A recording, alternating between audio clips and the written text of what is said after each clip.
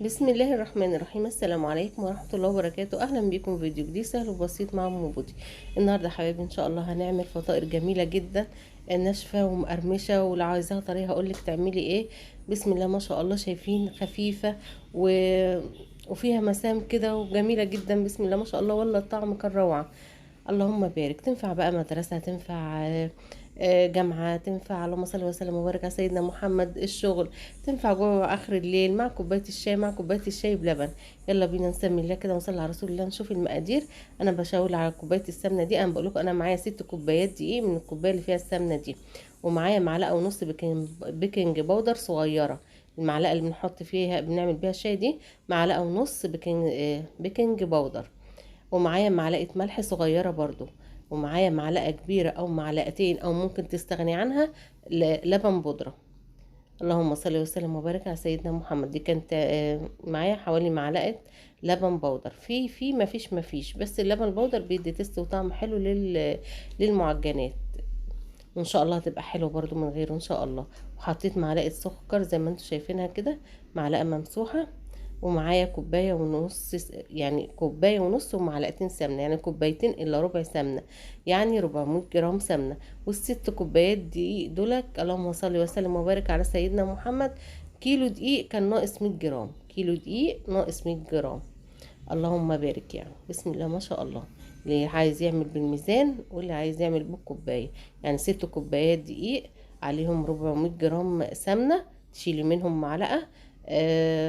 6 كوبايات دقيق. لو هتعملي بالكوباية 6 كوبايات دقيق عليهم كوبايتين الا ربع سمنة. والكوباية اللي تعايري بيها الدقيق تعايري بيها السمنة، تستخدمي الكوباية اللي تعايري بيها الدقيق هي اللي تعايري بيها السمنة، عشان المقادير ما فيش حاجة تكون أزيد من حاجة ولا حاجة أقل من حاجة، تكون مقاديرك مظبوطة وقوام العجينة تكون مظبوط معاكي. بسم الله ما شاء الله. أنا دلوقتي بقى هبسها.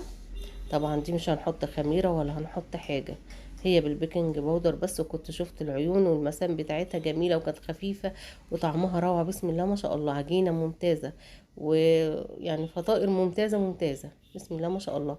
هبسها كده أكني ببس الكحك بالظبط، أو بنبس قراقيش. اللهم صل وسلم وبارك على سيدنا محمد لحد الدقيق ما يتشرب السمنة كلها.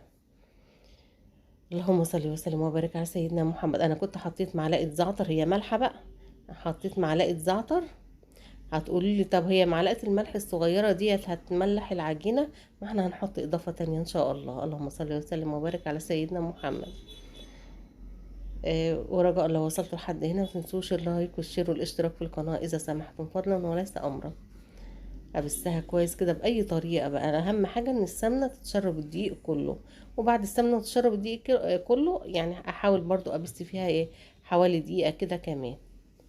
اللهم صل وسلم وبارك على سيدنا محمد. كل ما بستي اكتر كل ما اديتك العجينه نعمت معاكي اكتر. كل ما الدقيق شرب السمنه اكتر كل ما العجينه نعمت معاكي اكتر. انا هنا خلاص اهو بسيتها وبقت عامله زي الرمله بالظبط، كتل الرمل.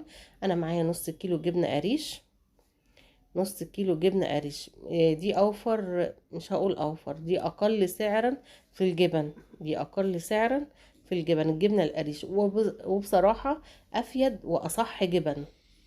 الجبنة القريش افيد واصح جبن. اللهم بارك. يعني بسم الله ما شاء الله. نص كيلو جبنة قريش تفتتيه كده وتحاولي تدخليه في العجين. ونستخدم بقى السائل، يا اما لبن يا اما زبادي يا اما ميه، الموجود والمتاح عندك والمتوفر عندك. اللي انا حطيته دي كانت رشه، اللهم صل وسلم وبارك على سيدنا محمد.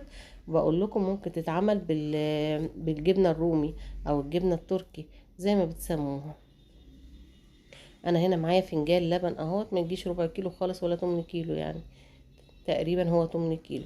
هحط منه حبة حبة، واحط شفت الغطا بتاع الازازة بتاع الخل، هحطه كده خل. طبعا احنا هنحط خل اللي احنا مش حاطين بيض ولا حاطين حاجة. الخل زي ما قلت قبل كده هو محسن للعجين، محسن للدقيق، بيدي هشاشة للحاجة اللي انت بتعمليها، بتبقى خفيفة كده وهشة، وبيساعد على المسام كده وتفتح معاكي. اللهم صل وسلم وبارك على سيدنا محمد. زي اللبن زي ما انتم شايفين كده، اللبن بحط واحده واحده، ما بحطوش كل مره واحده. مفيش لبن تحطي ميه عادي. لو في لبن بودره اكتر ممكن تحطي معلقتين لبن بودر وما تستغني عن اللبن خالص. زي ما قلت لكم الاطفال، يعني احنا بنحاول نعلي القيمه الغذائيه للطفل، لان الطفل اللهم صل وسلم وبارك على سيدنا محمد جسمه بيبني، فلازم وهو طفل كده علشان يعيش بصحه كويسه وجسمه ينمو كويس، لازم تدخلي له كل العناصر الغذائيه في الاكل بتاعه. اللهم صل وسلم وبارك على سيدنا محمد. والكبار برضو محتاجين غذاء عشان يقدروا يتحركوا برضو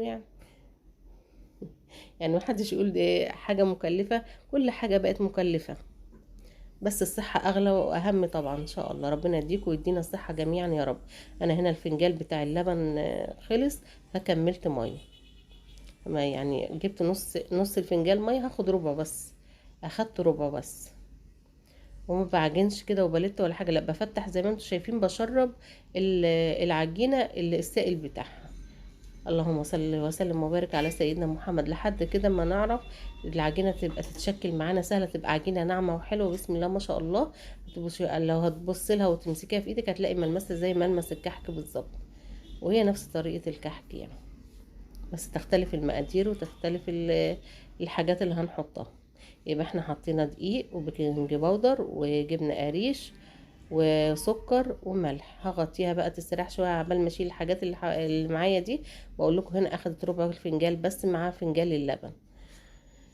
اللهم صل وسلم وبارك على سيدنا محمد. هنشكلها بقى، نحضر كده الترابيزه او الطبليه او الرخامه اللي هتشتغلي عليها.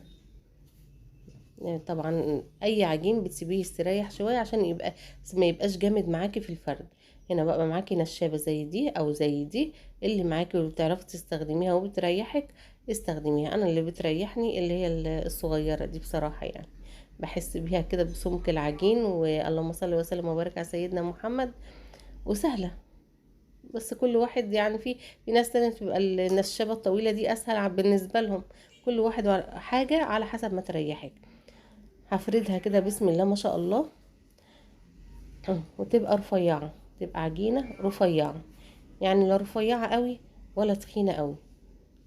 وفيه بقى تشكيلة، التشكيلة التانية هتبقى هنرفعها اكتر علشان خاطر تستوي معانا من الداخل، عشان هي ما فيهاش خميرة، وتبقى خفيفة كده وهشة وجميلة ان شاء الله. اللهم صل وسلم وبارك على سيدنا محمد. اللي انا بقول لكم تجيبوا تعملوا بالحروف كده، اللهم صل وسلم وبارك على سيدنا محمد. والنقط السوداء دي اللي انتوا شايفينها اللي هو الزعتر. ممكن لو بتحبيها حامية ممكن تحطي معلقة صغيرة او نص معلقة صغيرة شطة. اللهم صل وسلم وبارك على سيدنا محمد. وعندك قطاع، عندك كوباية، عندك فنجال، عندك اي حاجة قطعي بيها. هنقطعها دواير، وممكن تتخبز كده دواير، بس تخليها سميكة اسمك من كده شوية.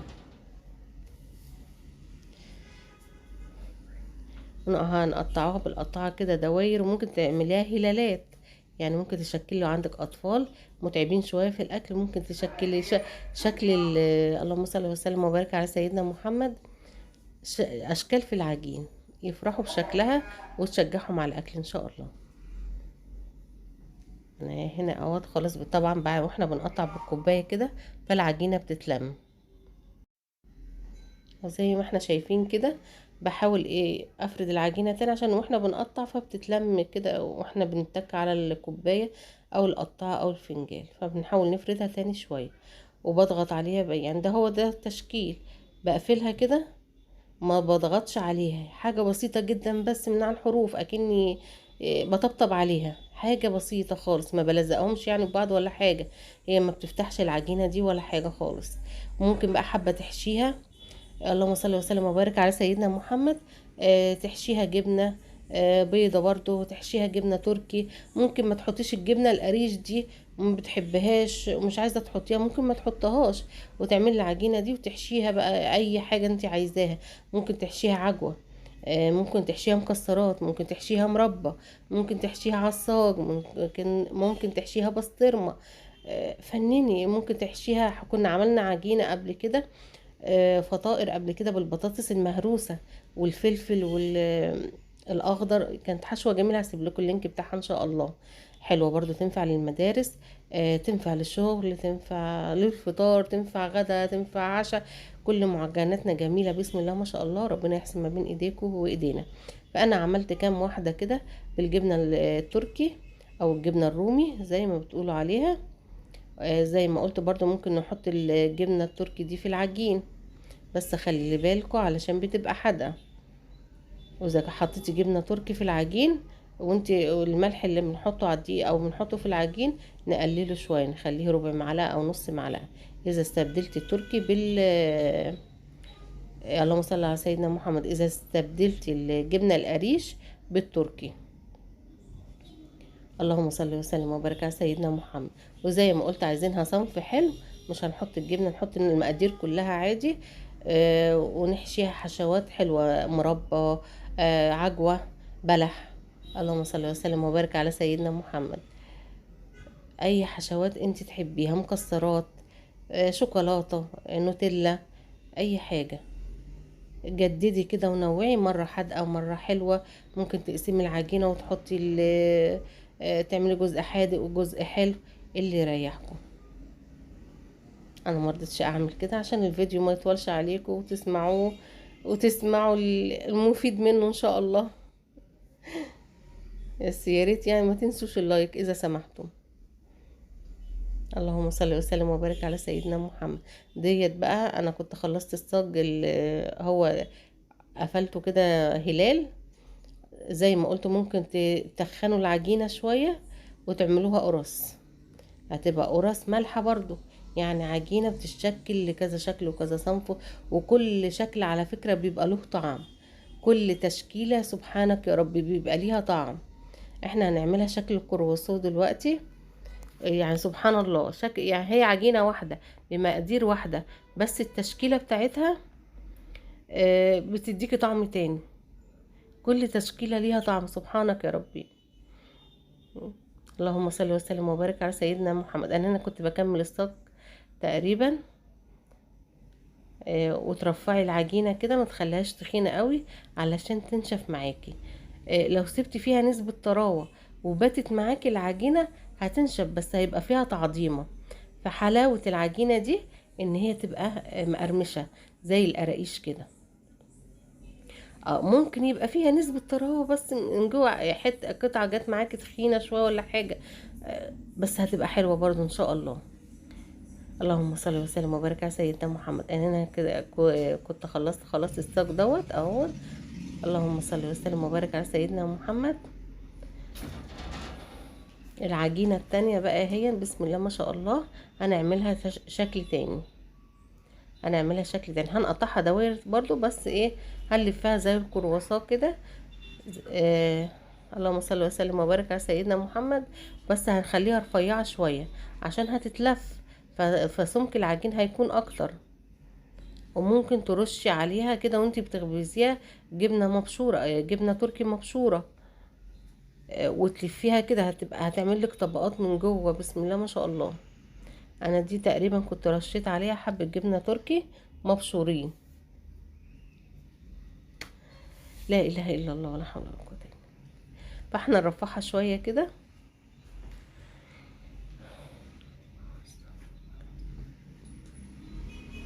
زي ما قلت اللي لسه بيشوف او جرى الفيديو، النقط السوداء دي اللي هو الزعتر. ممكن نحط كمون على فكرة، تبقى طعمها جميل تحفة بالكمون. كمون حصى بس يكون متحمص، هتبقى طعمها روعة روعة بيه. ممكن نحط ينسون، اليانسون حلو، والشمر برضو، وحاجات كلها مفيدة وصحية بسم الله ما شاء الله. ممكن نحط سمسم في العجين. اللهم صل وسلم وبارك على سيدنا محمد. ابدعي كده واعملي وانت بتعملي حاجتك بسم الله ما شاء الله، يعني تبقى تحفة في ايدك بإذن الله. والله بتبقى موفرة كتير كتير عن اللي احنا بنشتريه كل يوم. شايفين انا هنا كنت بقول لكم شايف بخبز دي بقى، هتك عليها جامد شوية تبقى رفيعة علشان لما ابرمها البرمة دي تستوي معايا من جوه وتنشف معايا من جوه، ما تبقاش ناشفة بس من بره ومن جوه. وزي ما قلت لو عايزاها طرية، احنا ان شاء الله نسخن الفرن جامد جدا، شواية والفرن من تحت كالعادة، وندخل الصاج، هنطفي الشوايه ونخلي نار الفرن وسط، على النار الوسط. لو فرن بقى حراري، انتي عارفة النار الوسط قد ايه، يعني لو فرن بالكهرباء 200 ولا 300، فانتي تخليها على النار الوسط. الفرن البوتاجاز بتاعنا دوت وسط، بنقلل درجة الحرارة شوية، بنوطي الفرن شوية للنص كده، بحيث احنا سخنا الفرن جامد، تنشف براحتها عشان تطلع معانا مقرمشة كده زي القراقيش. زي ما قلت عايزينها طرية، ولعوا لها الفرن من فوق، خلي الفرن سخن جامد جدا، مش هتخلوش النار وسط. لو عايزينها طرية، لو عايزينها طرية، بس هي طعمها ناشف احلى بكتير، كتير كتير كتير كتير، طعمها حلو جدا. اللهم صل وسلم وبارك على سيدنا محمد. يعني زي ما بيقولوا عجينة نمبر 1 او ممتازة، او يعني جربوا كده ان شاء الله وشوفوا كلامي صح ولا غلط، وكل واحد له رأيه وله ذوق وله طعم. يعني يعني انا ممكن احبها، ممكن انتي ما تحبهاش، بس لا، كله هيحبها ان شاء الله، كله هيحبها. بسم الله ما شاء الله. زي ما انتوا شفتوا كده، يا دوبك خلصنا بقى الكميه اللي معانا، هندخلها الفرن، لا هنسيبها تخمر ولا هنسيبها تستريح ولا حاجه خالص. انا بقى معايا هنا صفار بيضه، هفصل الصفار عن البياض زي ما انتوا شفتوا كده. صفار بيضه او ممكن حبه لبن، وندهن بيهم الوش، ممكن من غير خالص، بس صفار البيض بيديني لون حلو كده، ويخلي مثلا هحط سمسم، حطيت صفار بيضة ومعلقتين لبن اهون. اللهم صل وسلم وبارك على سيدنا محمد. ورشة فانيليا، طب فانيليا مع الحاجة الحادقة، فانيليا مع الجبنة، جربوا كده والله الطعم تحفة تحفة تحفة. الفانيليا في المعجنات الحلوة او الحادقة بتدي طعم رهيب وطعم جميل جدا، بسم الله ما شاء الله. وكنت حطيت رشة فلفل اسود برضو، وممكن تحطي رشات بسيطة جدا من الشطة فوق الوش لو بتحبيها حامية، او في فرد او اتنين بيحبوا الحاجة حامية وغيرهم ما بيحبوهاش. ممكن في ايدك انت دي تخلي صاج مثلا ترشيه بالشطة كده من فوق، وصاج اللهم صل وسلم وبارك على سيدنا محمد من غير شطة. ممكن ترش كمون فوق الوش، سمسم، حبة البركة زي ما احنا هنعمل كده. ممكن نرش جبنة تركي برضو لو مش حاشينها جبنة تركي. اللهم صل وسلم وبارك على سيدنا محمد. انا كنت كلت دهيا، اللهم صل وسلم وبارك على سيدنا محمد، عقبال اولادكم يعني، في قاعة افراح، فعجبتني بصراحة. بس كانوا حاطين لها شطة، وكان طعمها تحفة وجميل جدا. بس بسم الله ما شاء الله، عجينتنا طعمها احلى، مش عشان احنا اللي عاملينها، والله والله والله والله دي كان طعمها احلى من اللي اكلتها، احلى بكتير. اللي اكلتها حلوة وعجبتني، بس انا لما عملتها كان طعمها احلى بكتير. بسم الله ما شاء الله. كفاية روحك بس ان انت عايزة تعملي حاجة حلوة كده، بسم الله ما شاء الله اللهم بارك، فروحك بتطلع في الحاجة دي. يعني سعادتك او حماسك او نشاطك او حبك للشيء ده، الحب بيطلع في طعم العجينة. هنا بقول لكم ممكن نحط جبنة تركي، ممكن نحط سمسم، نحط حبة البركة. اللهم صل وسلم وبارك على سيدنا محمد. وزي ما قلت الفرن يكون سخن سخن، مولعاه من فوق، فرن من تحت ومن فوق. اللهم صل وسلم وبارك على سيدنا محمد. ويعني مولعه الشوايه ومولعه الفرن، تدخلي الصاج، تطفي الفرن وتوطي يعني بعد دقيقتين كده تنزلي الفرن بدرجة حرارة متوسطة. يعني الحاجات المخبوزات دي بتتخبز على درجة حرارة متوسطة علشان تنشف معاك. شايفين القاع جميل ازاي، بسم الله ما شاء الله. وزي ما فتحناها في اول الفيديو كده، بسم الله ما شاء الله. ودي الهلالات اهي، والحاجات السودا انتوا شايفينها دي طبعا من البيض واللبن اللي احنا دهنا الوش بيه. شايفين قلبها مفرغ ومورقة وجميلة ازاي، بسم الله ما شاء الله اللهم بارك. كان طعمها تحفة تحفة والله يعني. ديت بقى اللي كانت محشية جبنة، الجبنة طبعا ساحت جواها وهي مقرمشة وجميلة، اللهم بارك. يا رب الفيديو يكون عجبكم، وما تنسونيش في اللايك والشير والاشتراك في القناة اذا سمحتم. يا رب استحق اللايك، يعني ايديكم الجميلة ديت، اصابعكم الحلوة دي، اللهم صل وسلم وبارك على سيدنا محمد. يعني تفرحني باللايك بتاعكم والمشاهدة بتاعتكم، حتى ان شاء الله لو كنت 3 دقايق، او تقدميها مع شاي بلبن، مع شاي سادة، مع اي حاجة في اي وقت تسد الجوع كده ان شاء الله. وبكده الفيديو بتاعنا يكون خلص، واستودعكم الله التي لا تضيع ودائعه، والسلام عليكم ورحمة الله وبركاته.